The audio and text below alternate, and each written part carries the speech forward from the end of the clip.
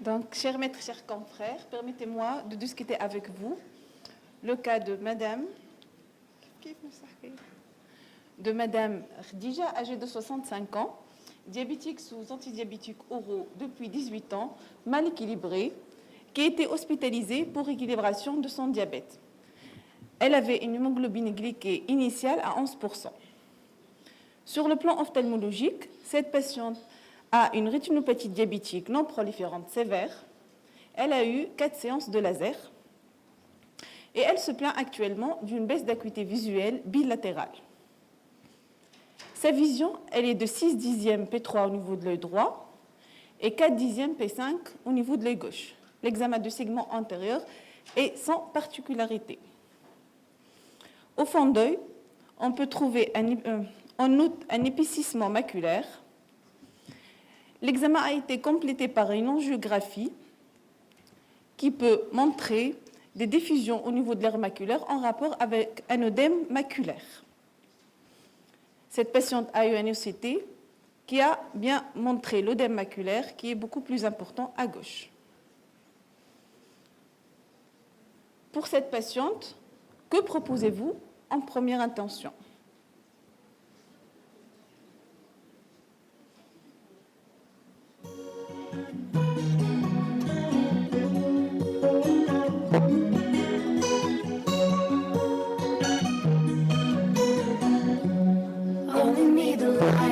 Burning low, only miss the sun when it starts to snow. You only know you love it when you let it go.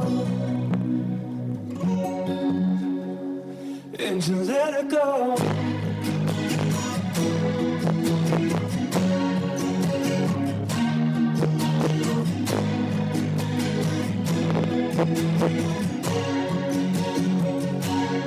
Now you stare at the bottom of your glass, hoping one day you'll make a dream last.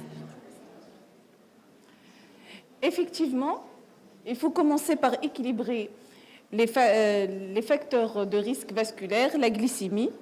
En effet, l'équilibration de ces facteurs de risque peut diminuer, selon les études, jusqu'à 47% l'incidence de l'œdème maculaire, surtout chez les diabétiques du type 2.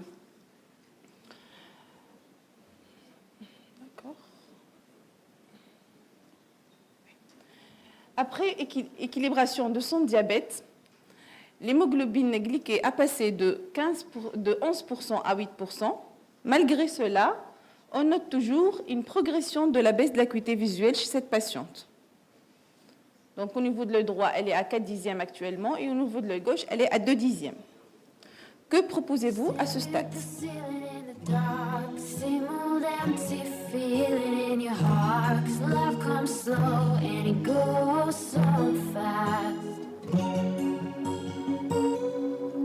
Well, you see it when you fall asleep, but never to touch, no, never to keep, 'cause you love it too much and you dive too deep. But you only need the light when it's burning low, only miss the sun when it starts to snow. You only know you love it when you let it go. En absence de contre-indication aux anti-VEGF, et puisque cette patiente a été coopérante pour un suivi mensuel, elle était informée de ça, on a choisi de faire des injections mensuelles d'Avastin.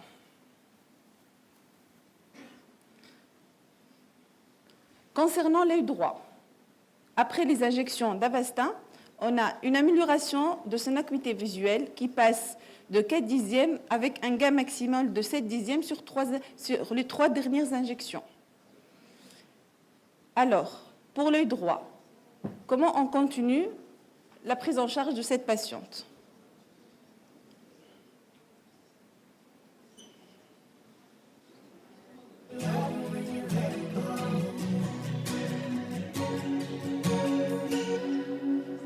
Staring at the ceiling in the dark, same old empty feeling in your heart, 'cause love comes slow and it goes so fast. Well, you see her when you fall asleep, but never to touch, no, never to keep, 'cause you love it too much and you... Bon, cette dixième, c'est une acuité satisfaisante. Donc, chez cette patiente, pour le droit, il suffit de surveiller tous les mois et on peut la réinjecter en cas d'une autre baisse de l'acuité visuelle. Pour l'œil gauche, malgré les 3 injections mensuelles, l'acuité visuelle ne s'est pas améliorée, voire légèrement diminuée. Alors, que peut-on proposer pour l'œil gauche ?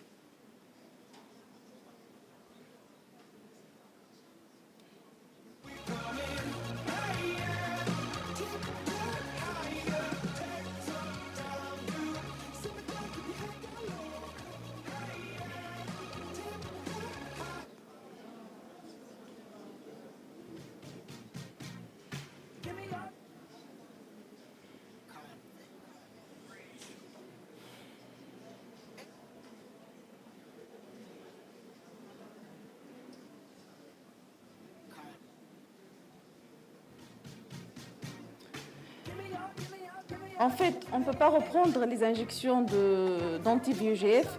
Cette patiente, elle n'est pas répondeur pour l'œil gauche.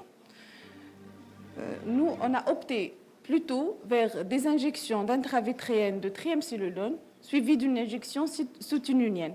Là, on a un recul de 2 ans, mais toujours, l'acuité visuelle, elle est de 10e et on juge que ce résultat, il est insatisfaisant. Qu'est-ce qu'on peut proposer à ce stade pour le traitement de l'œil gauche ?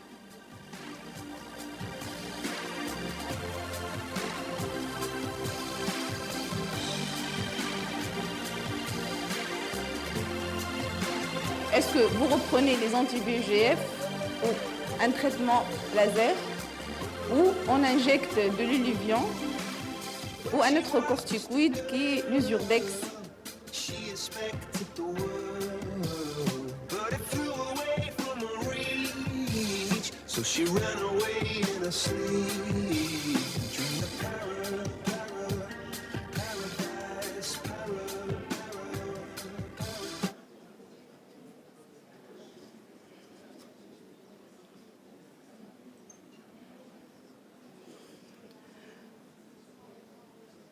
Bon.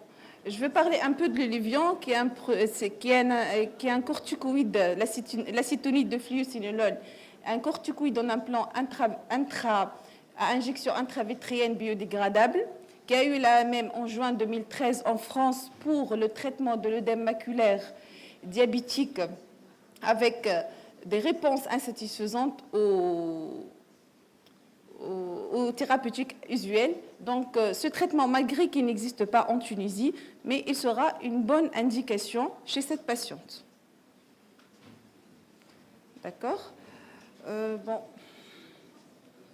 Bon, pour ce cas clinique, je voulais juste insister sur deux choses très importantes, l'équilibre systémique et l'étroite collaboration entre ophtalmologistes et internistes, parce que chez 47%, il y a une diminution de l'incidence de la baisse de l'acuité visuelle de 47% après équilibration des facteurs systémiques.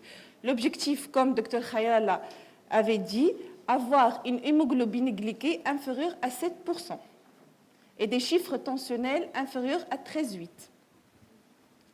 Le deuxième point, que le traitement de l'œdème maculaire ne cesse de changer. C'est nouveaux traitements qui n'existent pas actuellement en Tunisie et qui sont en train d'être utilisés et objets d'études en France. Merci. Merci.